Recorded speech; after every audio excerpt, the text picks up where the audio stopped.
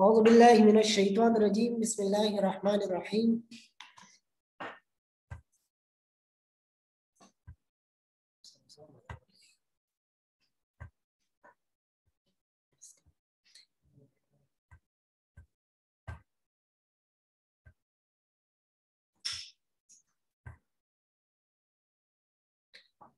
यहाँ पे हमने सूरत अनफाल अद्दर्सुल अव्वल अलिफ इसकी हमने पढ़ाई मुकम्मल की थी और फिर इसके बाद किताब सफ़ा नंबर 3 पे जो आप लोगों को नजर आ रहा है हमने अल्फाज मानी इस पे भी बात की थी। इसके अलावा हम मश्क की तरफ आए थे और मश्क में तमारीन इसमें जो सवालात जवाबात थे इस पे भी हमने बात की थी। अभी आप लोग इन सवालात की जवाबात इसकी तरफ आप लोग आ जाए। यहाँ पे आप लोग जितनी भी आप लोग को ये पेज नजर आ रहा है आप लोग इसी तरह लिखेंगे, लेकिन यहाँ पे सूरत अनफाल जिस तरह हेडिंग सूरत अनफाल हेडिंग दिया गया है तो आप लोग सूरत अनफाल इसका हेडिंग देंगे, फिर इसके बाद अद्दर्सुल अव्वल अलिफ इसका हेडिंग देंगे, फिर इसके बाद आयात 1 ता 10, फिर इसके बाद तमारीन मश्क को कहते हैं, फिर इसके बाद सवाल नंबर 1 इसका हेडिंग दे दें। जिस तरह आप लोग पहले एक डिटेल पेज लिख देते तो ये आप लोग के लिए एक डिटेल पेज भी है, लेकिन आप लोग इसी तरह करेंगे कि आप लोग ये सारी चीजें एक रफ नोटबुक में लिखेंगे। आप लोग जो आप लोग की फेयर नोटबुक है इसमें आप लोग ये रिटर्न वर्क वगैरह ये नहीं करेंगे, क्योंकि आप लोगों को नोट्स जो भी है वो आप लोगों को मिलेंगी। तो आप लोग सिर्फ ये सारी चीजें अभी जो सवालात है इसकी जितनी पॉइंट्स है ये सारी चीजें आप लोग अपने साथ नोट कर लें। आप लोग जिस तरह पेज में नजर आ रहा है सूरत अनफाल अद्दर्सुल अव्वल अलिफ सबक नंबर 1 आयत 1 ता 10 सूरत अनफाल की जो पहली रुकू इसमें जो आयत मुबारक है इसमें 10 आयत मुबारक है, फिर इसके बाद तमारीन मश्क है तो इसमें सवाल नंबर 1 इस सबक में मोमिनों की क्या सिफात बयान की गई है। इस सबक में इनसे मुराद ये कि सूरत अनफाल की अद्दर्सुल अव्वल अलिफ में मोमिनों की क्या सिफात कौन सी सिफात बयान की गई थी।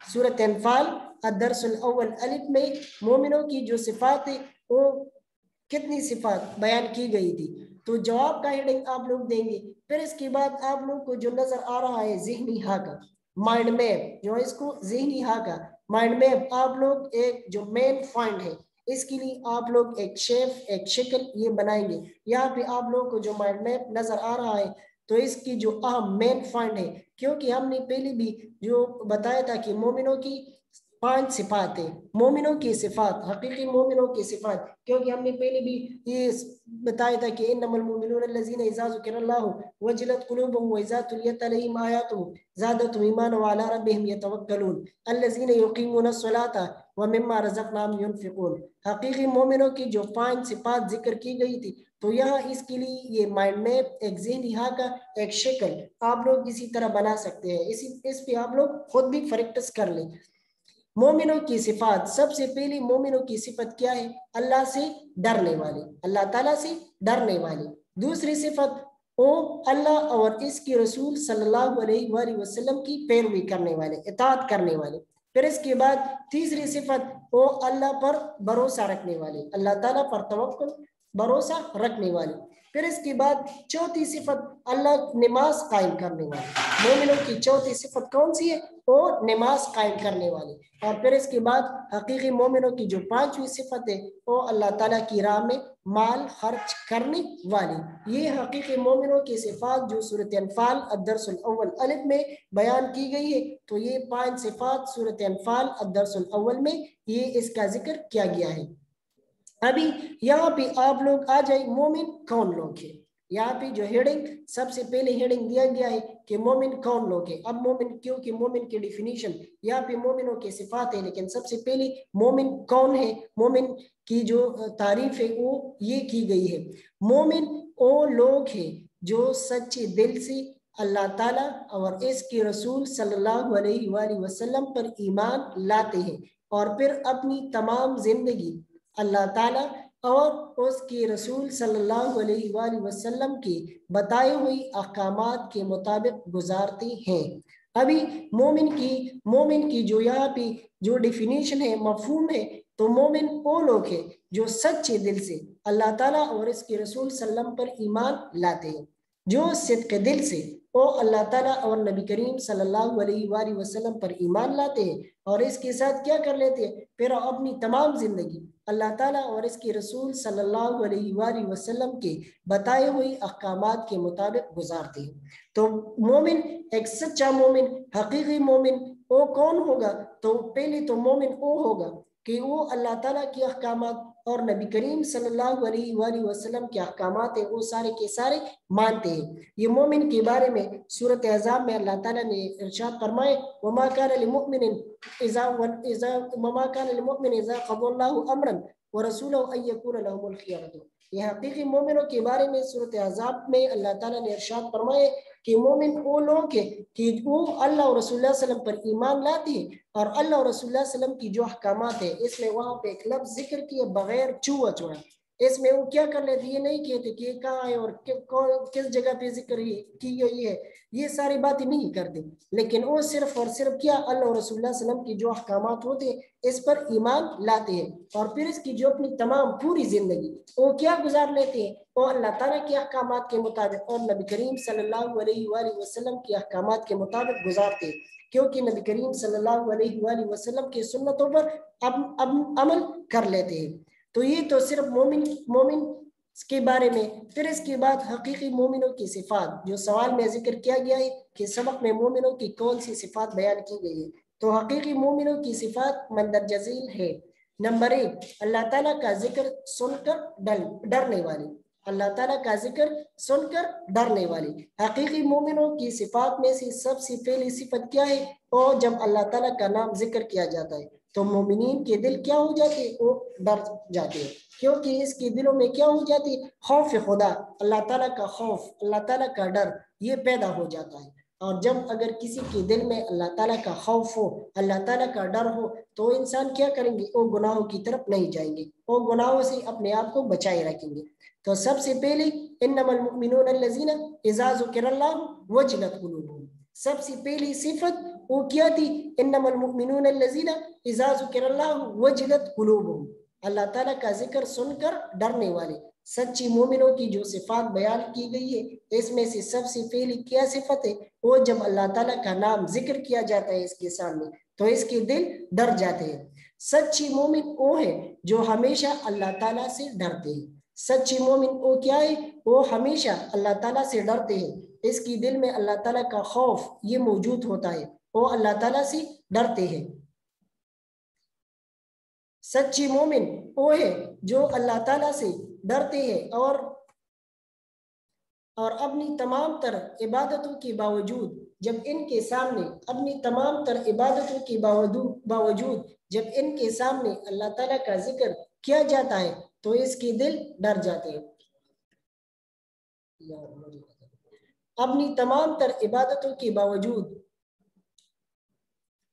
जब इनके सामने अल्लाह ताला की आयतें सुनाई जाती है तो ये डर जाते हैं और अल्लाह ताला पर इनका यकीन और ईमान पुख्ता हो जाता है और इनके दिलों में गुनाहों की इर्तिकाब का ख्याल तक नहीं आता, क्योंकि सच्ची मोमिन क्या हो जाते हैं कि अपनी तमाम तर इबादतों के बावजूद जब इनके सामने अल्लाह ताला की आयतें सुनाई जाती है तो ये डर जाते हैं। ये एक मोमिन जब मोमिन होगा तो लाजमी तौर पे अल्लाह ताला की इबादत करेंगे, अल्लाह ताला की अहकामात और नबी करीम सल्लम की जो सुन्नत है इस पे अमल करेंगे, लेकिन इसके बावजूद भी अगर इनके सामने जितनी भी अल्लाह ताला का जिक्र अस्कार अल्लाह ताला का नाम ये जिक्र किया जाता है तो इसके दिल और भी डर जाते हैं और फिर क्या हो जाता है और अल्लाह ताला पर इनका यकीन और ईमान पुख्ता हो जाता है और इसकी दिल में अल्लाह ताला पर जो ईमान है ये और भी पुख्ता हो जाता है और भी कामिल हो जाता है। इसकी दिल में और भी अल्लाह ताला की इबादत का शौक पैदा हो जाता है, इसकी दिल में और भी, और ये क्या हो जाता है और इनके दिलों में गुनाहों की इर्तिकाब का ख्याल तक नहीं आता। और फिर जब हकीकी मोमिन एक सच्चा मोमिन वो क्या हो जाता है, जब इसके सामने अल्लाह ताला का जिक्र किया जाता है अल्लाह ताला पर इनका जो ईमान है वो और भी मजबूत हो जाता है, तो फिर क्या हो जाता है इन मोमिनों के दिलों में ये ख्याल भी है, गुनाह का ख्याल भी नहीं आता کہ ہم کیا کریں؟ وہ ایک گناہ کریں. یہ نبی کریم صلی اللہ علیہ وآلہ وسلم کے پاس ایک شخص آیا تھا اور انہوں نے بتایا تھا کہ یا رسول اللہ میرا دل چاہ رہا ہے کہ میں شراب پی لوں. تو نبی کریم صلی اللہ علیہ وآلہ وسلم نے عرض کر لی کہ چلو ٹھیک ہے، بس ایسی جگہ پہ چلے جاؤ جہاں پہ کوئی نہ ہو. تو وہ جہاں بھی جاتے وہاں پہ بیٹھ جاتے تو کوئی نہ کوئی ہوتا. آخر میں وہ ایک ایسی جگہ چلی گئی اور اس کے ذہن میں یہ آ گیا کہ کوئی بھی نہیں ہے. لیکن پھر جب ان کی ذہن اس کی سوچ اس کا خیال آ گیا کہ واقعی کوئی تو نہیں ہے، لیکن اللہ تعالیٰ کی ذات تو موجود ہے، وہ تو مجھے دیکھ رہا ہے. تو انہوں نے اسی طرح پھر وہ گناہ ان سے توبہ کر لی. تو اسی طرح اگر ایک سچا مومن ہوگا، ایک کامل مومن ہوگا، تو وہ کیا کریں گے؟ اس کی دلوں میں گناہوں کا خیال بھی نہیں آئے گا، وہ گناہوں سے اپنے آپ کو بچائے رکھے گا. پھر اس کے بعد حقیقی مومنوں کی دوسری صفت جو سورۃ انفال میں ذکر کی گئی ہے، اللہ تعالیٰ اور اس کی رسول صلی اللہ علیہ وآلہ وسلم کی اطاعت کرنے والی. مومنوں کی دوسری صفت کون سی ہے؟ اللہ تعالیٰ اور اس کے رسول صلی اللہ علیہ وآلہ وسلم کی اطاعت کرنے والے. جب ایک سچا مومن ہوگا تو وہ کیا کریں گے؟ وہ اللہ تعالیٰ اور اس کے رسول صلی اللہ علیہ وآلہ وسلم کی تابعداری کریں گے، اطاعت کریں گے. اللہ اور رسول اللہ صلی اللہ علیہ وسلم کی جتنی بھی احکامات ہیں اس کو مانیں گے. مومنین اس کوشش میں لگے رہتے ہیں کہ اللہ کے احکامات مانیں اور اس کی رسول صلی اللہ علیہ وآلہ وسلم کی پیروی کریں. اس کی مومنین اس کوشش میں لگے رہتے ہیں کیونکہ کہ اللہ تعالیٰ کی احکامات مانیں اور اس کی رسول صلی اللہ علیہ وآلہ وسلم کی پوری پیروی کریں اور شیطان کے بہکاوے میں نہیں آتے. تو دوسرا، مومنین کی یہاں پہ جو صفت ذکر کی گئی ہے تو اس کی کوشش نہیں، وہ اللہ تعالیٰ کی اطاعت اور اللہ تعالیٰ کی بندگی، نبی کریم صلی اللہ علیہ وآلہ وسلم کے احکامات مانتے ہیں، لیکن پھر کیا کر لیتے ہیں؟ وہ اپنی پوری زندگی اللہ اور رسول اللہ صلی اللہ علیہ وسلم کے احکامات کے مطابق گزار لیتے ہیں. اور دوسرا یہ ہوتا ہے کہ اگر سچا مومن ہوگا تو وہ شیطان کے دھوکے میں نہیں آتے. شیطان اس کو گمراہ کرنے کے لیے طرح طرح کے دل میں طرح طرح کی وسوسے بھی ڈالیں گے، طرح طرح کی اس کے لیے جو بھی ہے اس کو راہ راست سے نکالنے کے لیے وہ طرح طرح کی وسوسے دل میں اس کے لیے پیدا کریں گے. لیکن جب ایک سچا مومن ہوگا تو وہ کیا کریں گے؟ وہ شیطان کے دھوکے میں نہیں آتے اور وہ صرف اور صرف اس کے دل میں اللہ تعالیٰ کا خوف، اللہ تعالیٰ کا ڈر موجود ہوتا ہے اور وہ اللہ تعالیٰ اور نبی کریم صلی اللہ علیہ وآلہ وسلم کے احکامات کے مطابق اپنی زندگی گزارتے ہیں. پھر اس کے بعد حقیقی مومنوں کی جو صفات میں تیسری صفت ہے وہ اللہ تعالیٰ پر بھروسہ رکھنے والی. سچا مومن کیا ہوتا ہے؟ وہ اللہ تعالیٰ پر توکل اور بھروسہ رکھے گا کیونکہ اس کی جتنی بھی اللہ تعالیٰ کی ذات پہ مکمل بھروسہ ہوگا اور وہ کسی مشکل وغیرہ سے نہیں گھبرائیں گے. اگر آپ لوگ یہاں پہ دیکھیں تو جتنی بھی غزوہ بدر کی طرف اگر آپ لوگ جائیں تو وہاں پہ مومنین کی جو کامل توکل اور بھروسہ یہ اللہ تعالیٰ کی ذات پہ تھی. اگر آپ لوگ دیکھیں تو کافروں کی تعداد 1000 تھی، اس کے پاس اسلحہ اور جنگی ساز و سامان یہ ساری چیزیں بھی تھی. مسلمانوں کے پاس کچھ بھی نہیں تھے اور اس کی تعداد بھی بہت زیادہ کم تھی. اس کی تعداد 313 تھی، کافروں کی تعداد 1000 تھی. لیکن مسلمانوں کی جو بھروسہ تھی، توکل تھی، وہ مادی وسائل پہ نہیں تھی. لیکن مادی وسائل یہ ساری چیزیں بھی ہونی چاہیے، لیکن جب انسان کا توکل اور انسان کا بھروسہ وہ صرف اور صرف اللہ تعالیٰ ہی کی ذات پہ ہوگا تو وہی انسان کامیاب ہوتا ہے. تو اسی طرح جب ایک سچا مومن ہوگا، سچی مومن ہر وقت اپنی پروردگار پر مکمل بھروسہ رکھتے ہیں. سچا مومن کیا ہوتا ہے؟ وہ ہر وقت اپنے پروردگار پر مکمل بھروسہ رکھتے ہیں، اس لیے وہ کسی مشکل سے نہیں گھبراتے. ہاں، حالات جس طرح بھی ہوں، اس کے ساتھ وسائل کی کمی بھی ہوگی، ساری چیزیں بھی ہوگی، لیکن جب اس کے دل میں اللہ تعالیٰ پر بھروسہ ہوگا، اللہ تعالیٰ پر اس کا ایمان کامل ایمان ہوگا تو وہ کیا ہو جائیں گی؟ وہ کسی بھی مشکل سے نہیں گھبرائیں گی. دین کے بارے میں، حق کے راستے میں اس کو جتنی بھی مشکلات پیش آئیں گی تو اس کو اس کی پرواہ نہیں ہوتی. وہ ان سب مشکلات سے نہیں گھبراتی. اس کی دل میں صرف اور صرف کیا ہوتا ہے؟ جب اللہ تعالیٰ کا خوف ہوتا ہے، اللہ تعالیٰ پر توکل ہوتا ہے، اللہ تعالیٰ پر بھروسہ ہوتا ہے تو وہ کیا کر لیتے ہیں؟ دین کے راستے میں، حق کے راستے میں، تبلیغ کے راستے میں، جہاد میں، اس کو جہاں پہ جتنی بھی مشکلات پیش آئیں گی تو ان سے نہیں گھبراتے اور کیا کر لیتے ہیں؟ ہر حال میں صبر و شکر کر لیتے ہیں.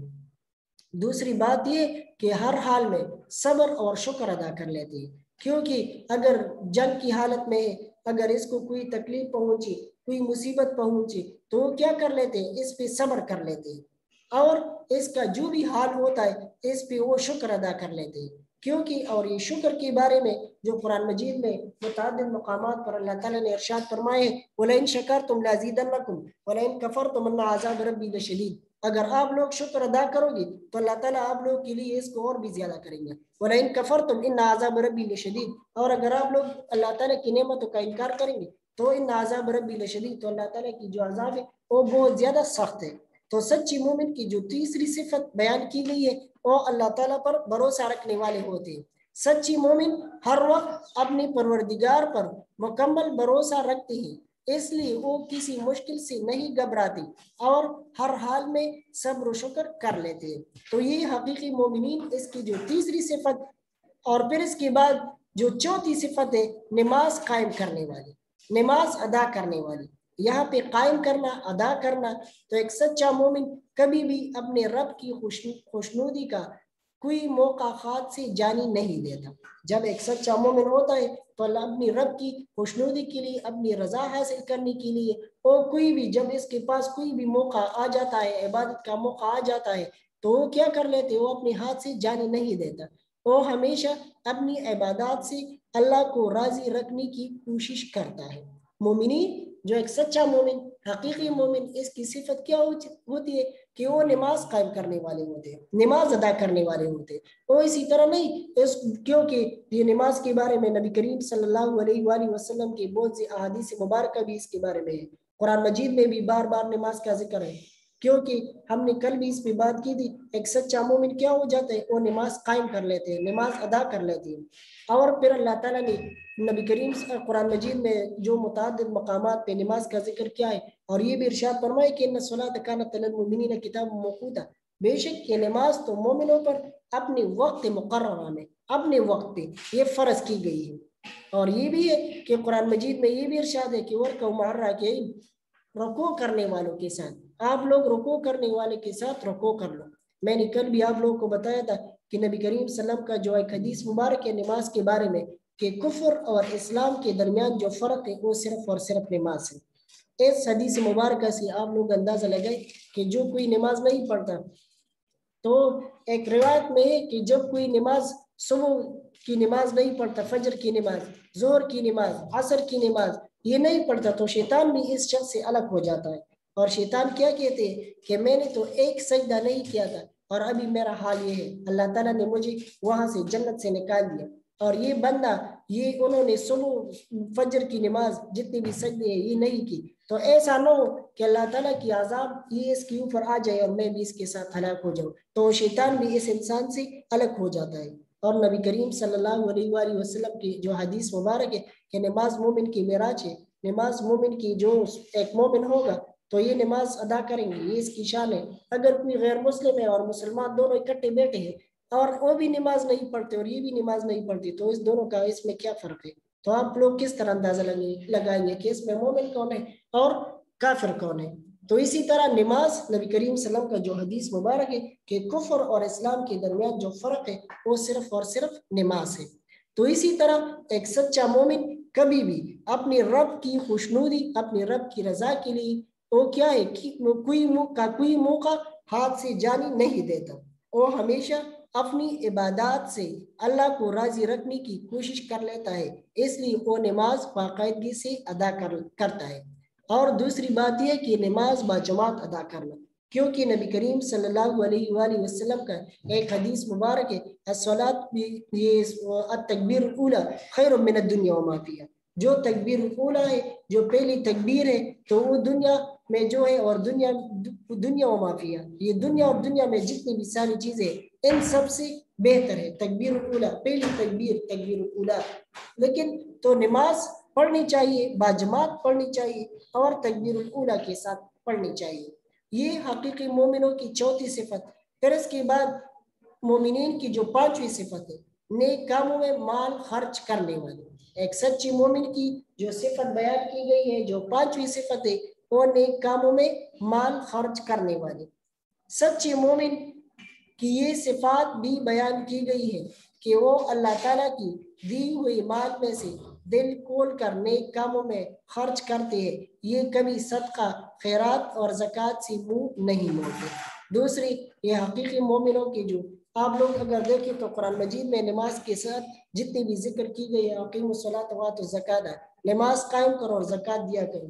اسلام میں آپ لوگ ان چیز سے منع نہیں کرتے کہ آپ لوگ اپنے لیے مال جمع کر لیں، لیکن اگر کوئی مال جمع بھی کر لیتا ہے تو پھر اس کو چاہیے کہ اللہ تعالیٰ کی راہ میں خرچ بھی کر لے، کیونکہ اگر کوئی مال جمع کر لیتا ہے اللہ تعالیٰ کی راہ میں خرچ نہیں کرتے تو سورۃ توبہ میں اس کے لیے بہت سخت وعید سنائی گئی ہے، کیونکہ قرآن مجید میں اللہ تعالیٰ کا ارشاد ہے یوم تقوی بہا جباہہم وجنوبہم وظہورہم ھذا ما کنزتم لانفسکم فذوقوا ما کنتم تکنزون۔ آپ لوگوں نے اپنے لیے جو مال جمع کی تھی آپ لوگ اللہ کی راہ میں خرچ نہیں کرتے تو ان سے اس کو پگھلایا جائے گا اور ان سے تمہاری پشت اور یہ ساری چیزیں داغی جائیں گی اور اس کو کہا جائے گا کہ یہ تمہاری وہی مال ہے جو تم نے اپنے لیے جمع کی تھی۔ تو اسی طرح اگر کوئی دولت مند ہے، اگر کسی کے پاس مال دولت ہے تو وہ کیا کرے، وہ اللہ تعالیٰ کی راہ میں دل کھول کر نیک کاموں میں خرچ کر لے، جس کے پاس جتنی بھی جس کا اگر صدقہ ہو خیرات کرنی ہو، کیونکہ نبی کریم صلی اللہ علیہ وآلہ وسلم کا ایک ارشاد مبارک ہے، یہ نہیں ہے کہ اگر کسی کے پاس اپنے استطاعت کے مطابق وہ صدقہ خیرات کر لے، اپنی جتنی اس کی توفیق ہو، جتنی اس کی استطاعت ہو، اس کے مطابق وہ اللہ کی راہ میں مال خرچ کر لے، کیونکہ نبی کریم صلی اللہ علیہ وسلم کا ایک حدیث مبارک ہے اتقوا النار ولو بشق تمرۃ، آگ کی عذاب سے اپنے آپ کو بچائے رکھو اگر آپ لوگ کھجور کا ایک ٹکڑا ہی کیوں نہ دے۔ لیکن مال اللہ تعالیٰ کی راہ میں دینا ہو، خیرات کرنی ہو، صدقہ کرنی ہو تو نیت صرف اور صرف اللہ تعالیٰ کی رضا کی ہو، صرف اور صرف یہ نہ ہو اس میں ریاکاری وغیرہ دکھاوا وغیرہ یہ ساری چیزیں نہ ہو تو کیا اس کا ثواب بہت زیادہ ہوگا۔ تو مومنین کی جو پانچویں صفت ہے وہ نیک کاموں میں مال خرچ کرنے والے، سچی مومن کی یہ صفات بھی بیان کی گئی ہے کہ وہ اللہ تعالیٰ کی دی ہوئی مال میں سے دل کھول کر نیک کاموں میں خرچ کرتے ہیں اور یہ کبھی صدقہ خیرات اور زکوٰۃ سے منہ نہیں موڑتے۔ تو یہاں پہ یہ سوال نمبر 1 مکمل ہو گیا۔ ابھی سوال نمبر 2 کی طرف آ جائے۔ سوال نمبر 2، دو گروہوں سے کیا مراد ہے؟ یہاں پہ سوال نمبر 2 سورۃ انفال الدرس الاول الف میں اس پہ ہم نے بات بھی کی تھی، اذ یعدکم اللہ احدی الطائفتین انہا لکم، وہاں پہ سورۃ انفال میں جو ذکر کی گئی ہے اذ یعدکم اللہ احدی الطائفتین، اللہ تعالیٰ ان دو گروہوں میں سے ایک گروہ آپ لوگ کے قبضے میں کر دیا جائے گا، آپ لوگ کے لیے ایک ہو جائے گا یہ دو گروہوں میں سے ایک گروہ۔ تو یہاں پہ جواب کے بعد آپ لوگ ذہنی خاکہ بنائیں گے، ذہنی خاکہ کہ آپ لوگ جو مین ہیڈنگ دے رہی دو گروہ، تو ان دو گروہ سے مراد کیا ہے؟ ایک ابو سفیان کا تجارتی قافلہ ہے اور دوسرا ابو جہل کا جنگی لشکر۔ دو گروہ اور ان میں کون کون سی جو قبیلے تھے، کون کون سی گروہ یہ شامل تھے؟ تو ایک تو ابو سفیان کا تجارتی قافلہ تھا اور دوسرا وہ ابو جہل کا جنگی لشکر تھا۔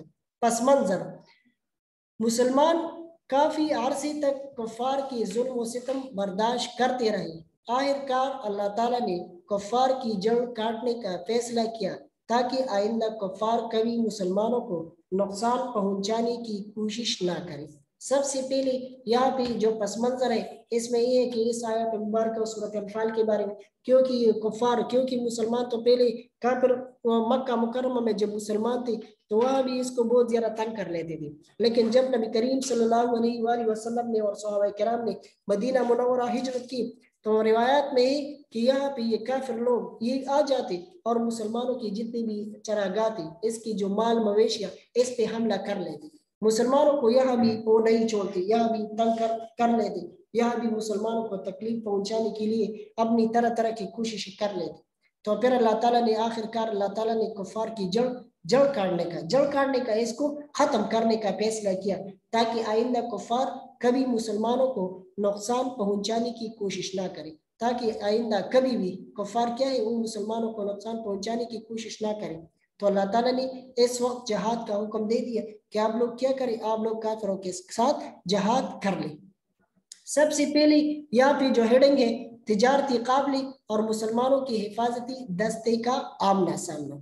میں نے آپ لوگ کو پہلے بھی بتایا تھا کہ جب نبی کریم صلی اللہ علیہ وآلہ وسلم کو اطلاع پہنچی کہ قریش کا ایک قافلہ ابو سفیان کی جو اس کی نگرانی میں وہ سامان تجارت وہ لے کے شام گیا تھا، اور وہ شام سے دوبارہ مکہ مکرمہ آ رہا تھا، اور اس کا مقصد یہ تھا کہ اس سے جتنی بھی منافع ہو جائے تو یہ سارے کے سارے ہم مسلمانوں کے خلاف استعمال کریں گے۔ جب نبی کریم صلی اللہ علیہ وآلہ وسلم کو یہ پتہ چل گیا، اور نبی کریم صلی اللہ علیہ وآلہ وسلم نے پہلے سے مسلمانوں کا جو ایک حفاظتی دستہ بنایا تھا، تو اسی طرح ان دونوں کا جب آمنا سامنا ہو گیا، سب سے پہلے تجارتی قافلے اور مسلمانوں کے حفاظتی دستے کا آمنا سامنا، کیونکہ نبی کریم صلی اللہ علیہ وسلم نے جو ایک دستہ مقرر کیا تھا، ایک دستہ بنایا تھا، تو وہ تو صرف اور صرف اپنی حفاظت کے لیے بنایا تھا، اور پھر جب نبی کریم صلی اللہ علیہ وسلم کو اطلاع پہنچی کہ ایک تجارتی قافلہ یہ بھی شام سے آ رہا ہے، تو ان دونوں کا آپس میں جو آمنا سامنا ہو گیا۔ سن 2 ہجری میں ابو سفیان کی نگرانی میں ایک تجارتی قافلہ مکہ سے تجارت کی عرض سے شام گیا، واپسی پر اسی قافلے کا گزر مدینہ سے ہونا تھا۔ مدینہ کی شاہراہ پر حفاظت کے لیے حضور صلی اللہ علیہ وآلہ وسلم نے مسلمانوں کا ایک دستہ مقرر فرمایا تھا۔ اس دستے کو دیکھ کر ابو سفیان ڈر گیا کہ یہ مسلمان ہمارا مال لوٹنے کے لیے بیٹھے ہیں، اس لیے واپس ہو گیا۔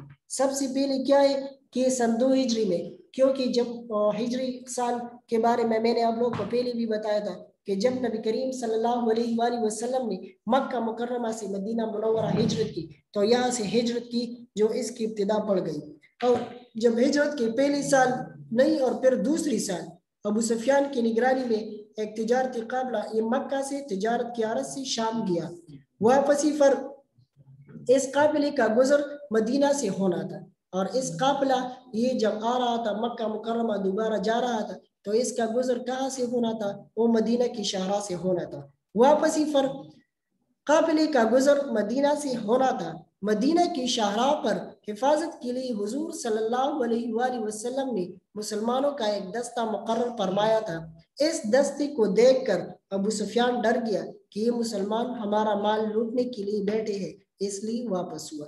تو اس لیے یہاں پہ جب ابو سفیان کو پتہ چل گیا کہ نبی کریم صلی اللہ علیہ وآلہ وسلم نے ایک دستہ مقرر کیا ہے، تو انہوں نے بھی کیا انہوں نے نبی کریم صلی اللہ علیہ وآلہ وسلم کو جب پتہ چل گیا کہ یہاں پہ جتنے بھی یہ کفار یہ ابو سفیان کی نگرانی میں قافلہ آ رہا ہے، تو نبی کریم صلی اللہ علیہ وآلہ وسلم نے بھی ایک دستہ مقرر کیا تھا، اور انہوں نے جب ابو سفیان کو پتہ چل گیا کہ یہ ہمارا مال لوٹنے کے لیے بیٹھے ہیں، تو انہوں نے بھی ایک قاصد مکہ مکرمہ روانہ کیا، اور انہوں نے مکہ والوں کو اطلاع دے دی کہ یہاں بھی مسلمانوں نے جو ایک قافلہ بنایا ہے یہاں پہ، تو اس لیے انہوں نے بھی ایک لشکر تیار کی۔ یہ تو سب سے پہلے تجارتی قافلے اور مسلمانوں کے حفاظتی دستے کا آمنا سامنا ہو گیا۔ پھر اس کے بعد یہاں پہ آپ لوگ آ جائیں ابو سفیان کا تجارتی قافلہ، ایک گروہ سے مراد اس گروہ سے مراد ابو سفیان کا وہ تجارتی قافلہ تھا جو شام سے مال لے کر مکہ کی طرف آ رہا تھا۔ اس قافلے میں 50,000 اشرفی کی مالیت کا سامان تھا۔ انہوں نے ابو جہل کو اطلاع دی کہ یہ مسلمان ہمارا مال لوٹنے کے لیے بیٹھے ہیں۔ یہاں پہ ابو سفیان کا جو تجارتی قافلہ تھا تو وہ تجارتی ساز و سامان لے کر شام گیا تھا، اور شام سے دوبارہ واپس آ رہا تھا، تو انہوں نے سب سے پہلے مکہ والوں کو جو وہاں پہ ابو جہل تھے اس کو اطلاع دی تھی کہ مسلمان ہمارا مال لوٹنے کے لیے بیٹھے ہیں، تو اس لیے ابو جہل نے بھی ایک لشکر تیار کیا تھا۔ انہوں نے ابو جہل کو اطلاع دی کہ مسلمان انہیں لوٹنے کے لیے آ رہے ہیں، اور ابو جہل کو انہوں نے اطلاع دے دی کہ وہ کیا ہے، وہ ہمارا مال لوٹنے کے لیے آ رہے ہیں۔ تو اسی طرح یہ پہلی اس آیت مبارکہ میں جو ارشاد کیا گیا ذکر کی گئی ہے کہ یہاں پہ ابو جہل کا جو ابو سفیان کا تجارتی قافلہ ہے اس میں جتنی بھی مالیت 50,000 مالیت کا سامان تھا، اور انہوں نے کیا دیا تھا، انہوں نے اس کو یہ اطلاع دی تھی کہ مسلمان ہمارا مال لوٹنے کے لیے آ رہے ہیں۔ یہ تو پہلا ابو جہل کا ابو سفیان کا تجارتی قافلہ ایک گروہ یہ تھا۔ پھر اس کے بعد دوسرا گروہ کون سا تھا؟ ابو جہل کا جنگی لشکر۔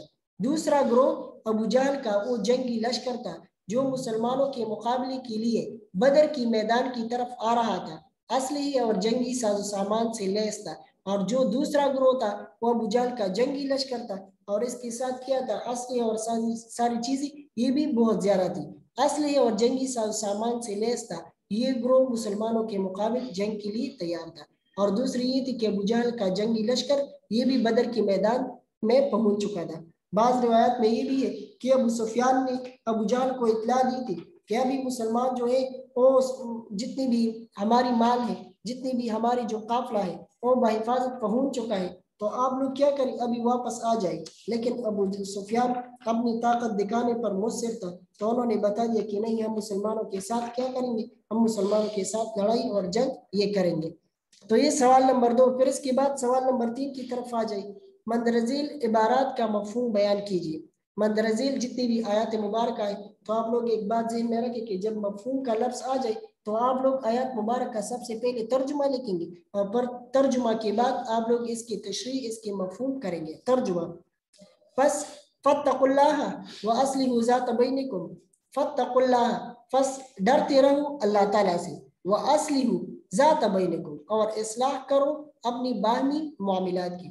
یہ آیات مبارکہ جب مال غنیمت میں مسلمانوں کے آپس میں تھوڑی سی اختلافات پیدا ہو گئی تو اس کے بارے میں یہ آیات نازل کی گئی کہ آپ لوگ اللہ تعالیٰ سے ڈرتے رہیں. اللہ تعالیٰ کا خوف آپ لوگ کے دلوں میں ہو.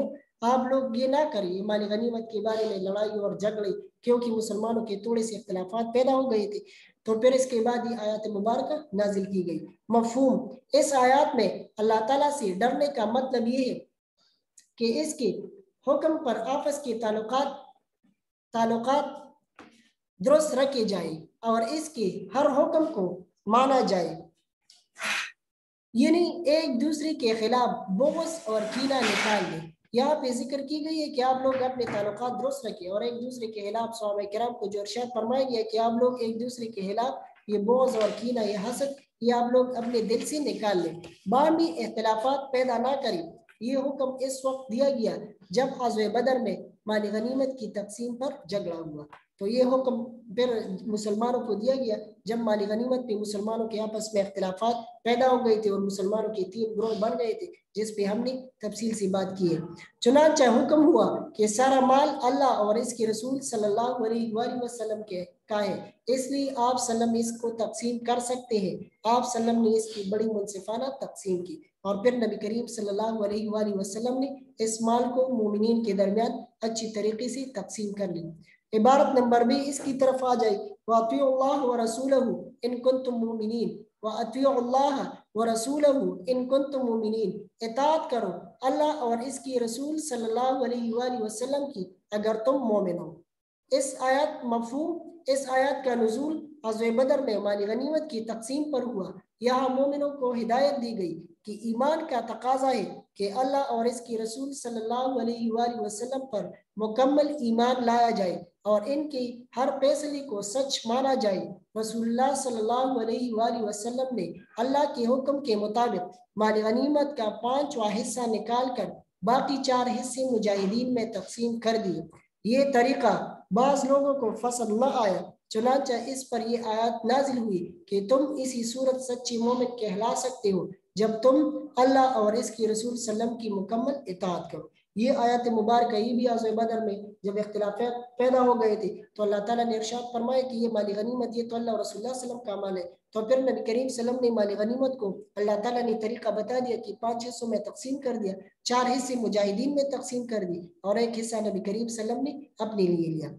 پھر اس کے بعد عبارت نمبر ج وَإِذَا تُلِيَتْ عَلَيْهِمْ آيَاتُهُ زَادَتْهُمْ إِيمَانًا. ترجمہ جب انہیں اس کی آیاتیں پڑھ کر سنائی جاتی ہے تو اس کا ایمان اور بڑھ جاتا ہے. ایمانی قوت میں اضافہ اس پہ بھی ہم نے تفصیل سی بات کی ہے. مفہوم اس آیات میں یہ بات بتائی گئی ہے کہ سچی مومن وہ ہے کہ جب انہیں اللہ کا حکم سنایا جاتا ہے تو وہ سچ مانتے ہوئے اطاعت سے سر جھکا دیتے ہیں. یعنی وہ اللہ اور اس کی رسول صلی اللہ علیہ وآلہ وسلم کی ہر بات پر اور ہر حکم پر دل سے ایمان رکھتے ہیں. اس سے ان کا ایمان اور بھی پختہ ہو جاتا ہے. دوسری بات یہ کہ حقیقی مومنین کی جو صفات میں ایک صفت یہ تھی کہ جب اس کے سامنے اللہ تعالیٰ کا ذکر کیا جاتا ہے تو وہ کیا ہو جاتی ہے جب انہیں اللہ تعالیٰ کی آیتیں پڑھ کر سنائی جاتی ہے تو اس کا ایمانی قوت میں اور بھی اضافہ ہو جاتا ہے.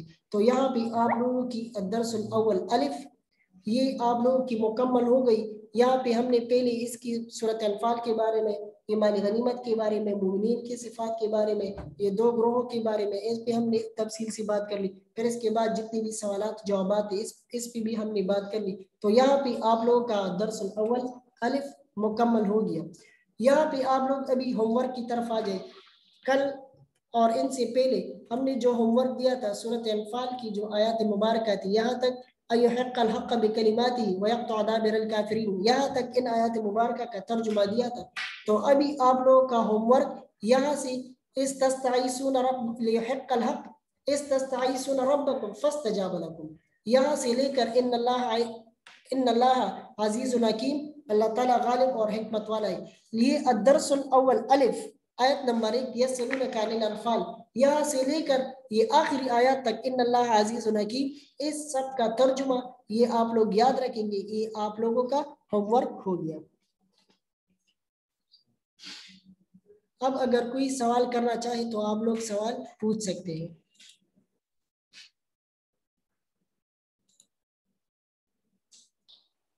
السلام علیکم سر. وعلیکم السلام. سر سوال نمبر 3 میں جیم نمبر پارٹ دکھائیں. سوال نمبر 3 میں جیم نمبر پارٹ. عبارت نمبر جیم. جی بالکل.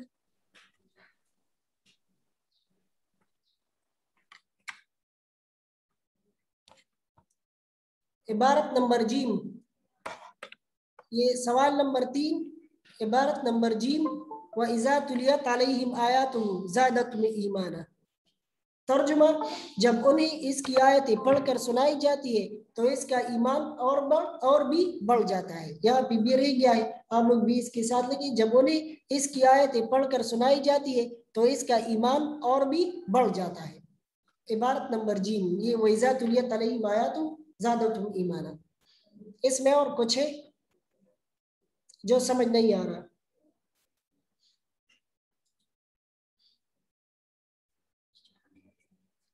بس آپ لوگ یہ ہوم ورک یہ ساری چیزیں یاد کر لیں. انشاءاللہ دوسرے لیکچر میں دوسرے درس کے ساتھ پڑھائی کے ساتھ پھر دوبارہ ملیں گے. اب تک کے لیے اتنا ہی. خدا حافظ.